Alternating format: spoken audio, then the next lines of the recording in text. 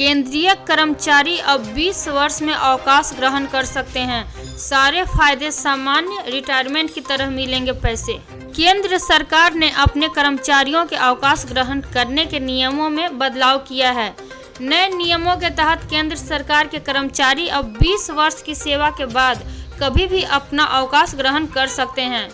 उन्हें सारे फायदे सामान्य रिटायरमेंट की तरह ही मिलेंगे। केंद्र सरकार के कर्मचारियों को अब 8वें वेतन आयोग पर अपडेट का इंतजार। कितनी बढ़ सकती है सैलरी और पेंशन? हाल ही में 7वें वेतन आयोग के तहत केंद्र सरकार के कर्मचारियों के महंगाई भत्ते और पेंशन भोगियों की महंगाई राहत में 3% की बढ़ोतरी की गई। 16 अक्टूबर को केंद्रीय मंत्रिमंडल ने इस बढ़ोतरी को मंजूरी दी, जो कि 1 जुलाई 2024 से प्रभावी होगी। ईरान पर इजरायली हमलों के बीच सऊदी अरब की एंट्री। बोला खत्म करे तनाव वरना बुरा होगा अंजाम। ईरान पर इजरायली हमलों के बीच अमेरिका के बाद सऊदी अरब की भी एंट्री हो गई है। सऊदी अरब ने इजरायली हमलों की निंदा की। उसने कहा कि इजरायली हमले को ईरान की संप्रभुता और अंतर्राष्ट्रीय कानून का उल्लंघन बताया है। केंद्र सरकार के कर्मचारियों को मिल सकती है 8वें वेतन की अच्छी खबर। कितनी होगी बढ़ोतरी? 7वें वेतन आयोग के तहत केंद्र सरकार के कर्मचारियों के महंगाई भत्ते और पेंशन भोगियों की महंगाई राहत में 3% की बढ़ोतरी की गई। केंद्रीय कर्मचारियों के महंगाई भत्ते बढ़े।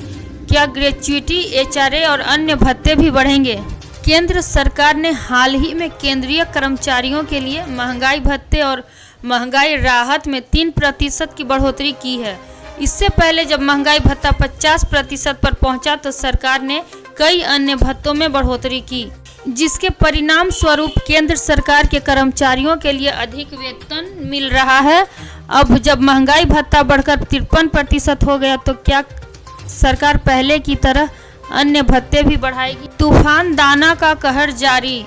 आईएमडी का हाई अलर्ट। अगले 24 घंटे तक होती रहेगी बारिश। भयंकर चक्रवाती तूफान दाना उड़ीसा तट को पार कर गया है।